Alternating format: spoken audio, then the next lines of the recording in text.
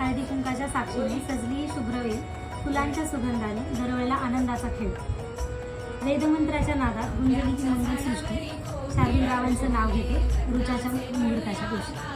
गवले आंब्याच्या झाडावरी कोकिळ बोले, लग्नाचे वळूया बारीक गवले. मिळन कवाया घालवूला तलग बग कामाला, मिळन कवाया घालवूला तलग बग कामाला, बोला बुवा तलग बग कामाला.